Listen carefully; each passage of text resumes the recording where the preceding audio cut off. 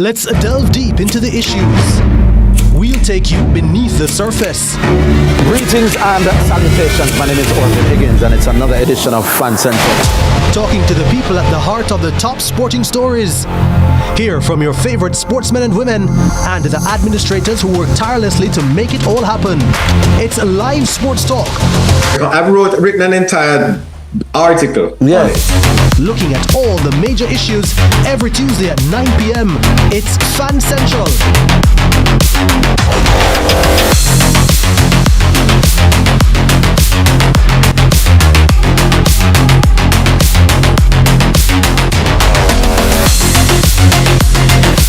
Need to estimate your duty?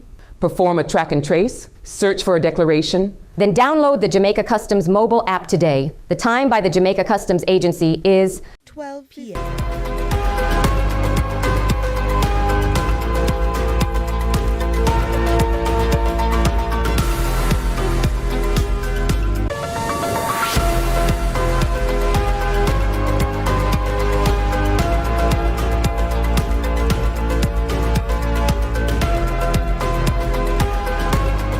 Thanks for joining us for CVM News at noon. It's Wednesday, the 1st of October, 2025. I'm Amoy Harriet. Thanks for joining us. Up first this afternoon, police in Trelawney are investigating the circumstances surrounding the death of Parish Court Judge Ruth Lawrence. The 59-year-old judge was found unresponsive at her home in Coral Spring Village and later pronounced dead at the Falmouth Public Hospital shortly after 7 Tuesday evening. Reports said that her common-law spouse discovered her in distress earlier in the day. She reportedly indicated that she had consumed a toxic substance. The People's National Party has expressed sadness at her passing, noting that Judge Lawrence gave extensive and exemplary service to Jamaica's justice system. The party says her distinguished career was marked by a deep commitment to justice, fairness, and equity. Judge Lawrence gave many years of faithful and distinguished service to Jamaica's justice system. She was known for her integrity, fairness, and compassion, qualities that earned her the admiration of her colleagues and the respect of those she served. Her life's work reflected the highest ideals of justice and equity, and her legacy will continue to inspire generations to come. Now, the issue of suicide has returned to the fore as the number of incidents across the island has been on an upward trend in recent months. Speaking on CVM's lead story, senior communications strategist for the Jamaica Constabulary Force, Dennis Brooks, and president of the Jamaica Psychiatric Association, Dr. Brian Kazara, both highlighted concerns about increased suicides, citing it largely stems from recent bias.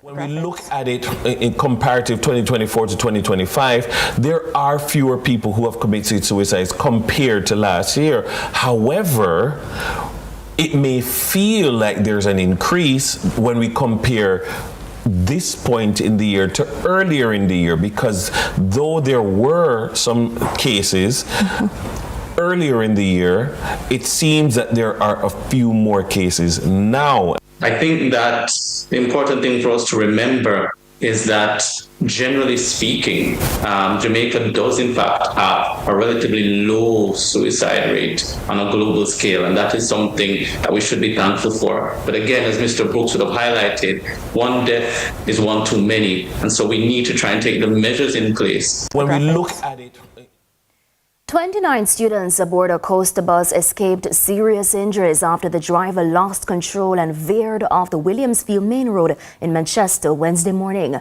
Police say all students attend Knox College. Sergeant Williams of the Manchester Traffic Department told CVM News a few students sustained minor injuries and were taken to hospital, while others were traumatized and returned home. Now, motorists are again being urged to exercise caution on the nation's roads to ensure the safety of children and other road users.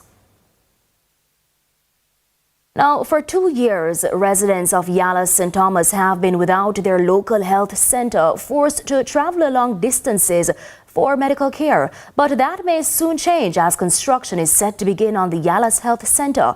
But as Carla Ramdeen now reports, residents say the delay has already taken a heavy toll. We need the clinic now. It's too long. Nearly 2 years. 3 years. Same thing, 3 years. After being closed for 2 years, construction is expected to begin on the Yallahs Health Centre by December. Member of Parliament for St. Thomas Weston, James Robertson, says the closure of the clinic has created challenges for residents. This singularly has been the most vexed issue for the people of Yallahs. Over water, roads, and any other issue, garbage collection, whatever the challenges are and the reality, this clinic being closed for 2 years was major. Residents lament being forced to travel far and to spend heavily to access medication and health care for over the past 2 years. We want the clinic to fix that we can get medical attention and walk come up here and get the things and go about my business. I have to leave from here to Landaway now. As I speak to you, I'm going to Landaway next week again. You know what, if I go Landaway every minute and I know Landaway with it. Because right now, everything when I do in this last lap, I know I Landaway, everything I feel go. I need to come at this clinic. Mr. Robertson says the new expansion operating on a single shift will only serve 260 people. He notes, however, the clinic may need to run on a double shift in order to fully meet the needs of residents. In November, we had allocations and permitting for space being made for 4,000 housing solutions. That, up to a month ago, had doubled 8,000 housing solutions. So this clinic is not going to be of size. We welcome it. We will work with you. We will get this completed in record time, as we usually do. But we will have to sit with the Minister Christofton, and indicate that this facility may have to run a double shift to give us the service that is required. Carla Ramdeen, CVM News. The United Nations Security Council has passed a new resolution to create a successor mission to the multi-country security support mission currently underway in Haiti. The current mission, which was first authorized in October 2023 and involved the deployment of hundreds of security personnel from several countries, expires on Thursday. Speaking at a post-cabinet press briefing on Wednesday, Minister of Foreign Affairs and Foreign Trade Senator Kamina Johnson-Smith said this and other pressing global matters were key during the recently concluded UN General Assembly. Heart of the reform process, and attendant to that is that we have now been asked together with New Zealand to lead the process of review of all of the mandates, the implementation of UN mandates, in order to be able to propose a way forward for the United Nations. So Jamaica, every time you hear somebody say, oh, Jamaica is not respected anymore, and no. In the meantime, Minister Johnson-Smith expressed disappointment at what she describes as a continued trend of disingenuous approaches to foreign policy issues on the part of the People's National Party. The minister responded to accusations that the government of Jamaica has been silent on issues affecting the Middle East, including Palestine, instead accusing the PNP of creating their own narrative. Senator Johnson-Smith says it is a matter of public record, citing Prime Minister Dr. Andrew Holness's address at the 80th session of the UN General Assembly in New York. It is a matter of widely reported public record that Prime Minister Dr. the Most Honorable Andrew Holness told the 80th session of the United Nations General Assembly in New York last week that Jamaica is, and I'm quoting, Jamaica is deeply horrified by the devastating humanitarian consequences of the counteroffensive in Palestine territories. A just and peaceful resolution to the conflict is only possible through diplomacy and dialogue. We continue to support United Nations Security Council Resolution 242 and support the call for a ceasefire agreement that includes the release of all remaining hostages and definitive ending to the protracted war and human suffering. Now, the Foreign Affairs Minister says Jamaica's national policy statement at the UN were consistent with previous statements the minister had herself made, including the recognition of the state of Palestine last year following the deliberations of cabinet. At that time, I stated unequivocally that Jamaica continues to advocate for a two-state solution as the only viable option to resolve the long-standing conflict, guarantee the security of Israel, and uphold the dignity and rights of Palestinians. By recognizing the state of Palestine, Jamaica strengthens its advocacy towards a peaceful solution. I had also affirmed that the decision was aligned with Jamaica's strong commitment to the principles of the UN Charter. And Senator Johnson Smith berated opposition spokesperson Donna Scott Motley, accusing her of starting on the wrong foot by issuing a statement which accused the government of failing to show solidarity with Palestine. Senator Scott Motley and the PNP do themselves and these complex issues a disservice when they suggest that the government of Jamaica has failed to speak strongly on the issues when this is not the case. And we'll discuss this matter further in our live interview segment, which comes up next, right after this break. Please stay with us.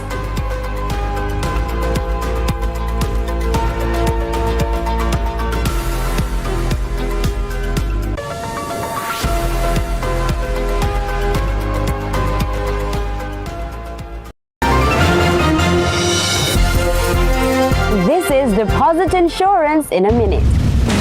JDIC insures deposits up to $1.2 million per depositor, per ownership category, per institution. This includes individual and joint accounts. If you have an individual account, it is insured separately from a joint account that you share with someone else. So my personal account can get up to $1.2 million, and the joint account where me and my mother have can get up to $1.2 million too. That is it. JDIC ensures that if you have an account in your name alone and another account with somebody else, your money is protected, giving you financial security and peace of mind. Nice to know. Jamaica Deposit Insurance Corporation. Protecting your deposits, securing your future. JDIC, protecting deposits for you and me. Get ready for Jesus 2025, 25th Jubilee Year of Hope with Father Holong and Friends, a celebration of faith and the life of Jesus Christ at the National Arena. Gala shows on September 27 to 28 and October 4 to 5. Tickets adults $2,000 and $3,000, children $1,200. All proceeds support missionaries of the poor. Get your tickets now. Call 876-774-7350 or 876-809-5877. Jesus 2025. You can't afford to miss it. Jesus.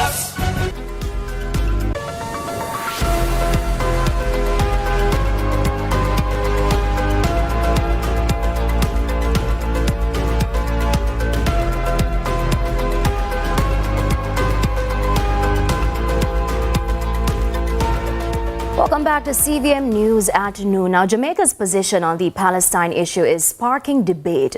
The opposition has accused the government of silence after abstaining from a key United Nations vote and not joining other nations in walking out during Israeli Prime Minister Benjamin Netanyahu's address, what they call a symbolic protest against Israel's ongoing actions in Gaza. But the government insists it has spoken clearly, noting that Prime Minister Dr. Andrew Holness condemned the humanitarian crisis in Palestine at the UN, adding Jamaica formally recognized the state of Palestine in 2024, the first time any government had done so, or any Jamaican government had done so. But what does Jamaica's handling of the crisis in Palestine at the UN really say about our foreign policy, and how will that position impact the country? Here to speak to us about this matter is Secretary of the Jamaica Left Alliance for National Democracy and Socialism, Christoph Simpson. Welcome, Mr. Simpson. Thanks so much. So the opposition has called the government's actions at the UN silence on Palestine. From your perspective, does Jamaica's approach reflect a loss of moral leadership, or is it a strategic diplomatic decision? Hard to say. They like to fall back on this idea of strategic and being balanced and making sure to not offend anybody. But there's a genocide happening, and they still refuse to call what's happening a genocide. to say you're deeply horrified by a humanitarian crisis is passive language. It puts this thing in an abstract sense rather than calling it what it is. A particular entity is carrying out a genocide. So I don't know what strategy really comes from that unless they're explicitly siding with Israel. If you recall, in about November, December in 2023, a cabinet minister was at an event where he was clearly expressing solidarity with Israel, and the map that Israel was using at the time, and he stood up beside a sign and took a picture of Jamaica stands with Israel. The map that they were using at the time never even had the Palestinian territory separate from Israel. They had Palestine annexed into Israel. And that was before the government recognized Israel. It was when that was before the government recognized Palestine. They were talking about two-state solution. It is only after lands-led protests in November 2023, and then we did another one in May 2024. It's after that November one that they decided to recognize Palestine, because they say it's hypocritical to say that you are supporting a two-state solution when you only recognize Israel. We made other demands, and the most important one here now is the demand to actually condemn Israel's actions. But they're not condemning Israel's actions. They're not calling it a genocide. They're not talking about the apartheid setup that the world has recognized. They use very, very abstract and weak language. And it doesn't come off as balanced. It comes off as unprincipled and cowardly. So let's look at what happened at the Assembly. So this morning, Minister of Foreign Affairs, Senator Kamina Johnson-Smith, sought to explain why, one, they were absent from the vote, and two, why Jamaica did not walk out during, while other countries were walking out during Benjamin Netanyahu's address. Now, the senator said, one, regarding why they missed the vote, the team was otherwise occupied. Let me just sum it up in basically what she said at Postcab today. And we do have that clip from Postcab. Let's take a quick look at that. Jamaica once again condemns the heinous October 7, 2023 attack on Israel and is deeply horrified by the devastating humanitarian consequences of the counteroffensive in the Palestinian territories. A just and peaceful resolution to the conflict is only possible through diplomacy and dialogue. We continue to support United Nations Security Council Resolution 242 and support the call for a ceasefire agreement that includes the release of all remaining hostages and definitively ending the protracted war and human suffering. So that was the Prime Minister at the Assembly, and I see it itching to come in, so I do want you to react to that. But what I first want you to respond to was what I was mentioning earlier. Senator at Postcab this morning, she said, one, they were absent from the vote because the team was otherwise occupied, and two, they didn't walk out with other nations because basically that's not the style of the Jamaican government. First of all, your response to that explanation. Well, if the style of the Jamaican government is to be weak and unprincipled, we can understand why they didn't want to walk out. But we believe there should have been a walkout. Other countries with principled leaders walked out. As to whether they're otherwise occupied, none of us really know whether that is true or not. So I don't want to make speculation and just say, oh, well, I don't believe them. But it is a little too convenient for that narrative. Now, to respond to what the Prime Minister said, again, this framing of, oh, it's just a humanitarian situation. No, Israel has carried out specific actions condemned by most of the world that are responsible for the situation in Gaza. By just labeling it as a humanitarian situation and calling it he's not condemning the actions, he's condemning the humanitarian consequences of the actions. He's very careful with that language. But even that, talking about Israel's counteroffensive, talking about an attack on Israel on October 7 and Israel's counteroffensive, is misframing. It's not an honest framing of what happened. So, lands on our site, we documented what has been happening in Palestine, all the way going back from history until the point of October. And in March and September 2023, the UN reports showed that the situation in Palestine was worsening. There were increasing instances of attacks on Palestinian territories by both Israeli security forces and Israeli settlers. It's difficult to call them civilians because they're armed, they go into Palestinian territory, and they run people out of their homes, literally kick people out of their homes. either killing them if them don't move or forcing them out. This is continuing. The UN reported on this in March and September 2023 in both instances, saying that this could lead to a larger conflict. So to pretend that history started on October 7 is silly. The toll that they claimed was killed by the Palestinian resistance was around 1,400.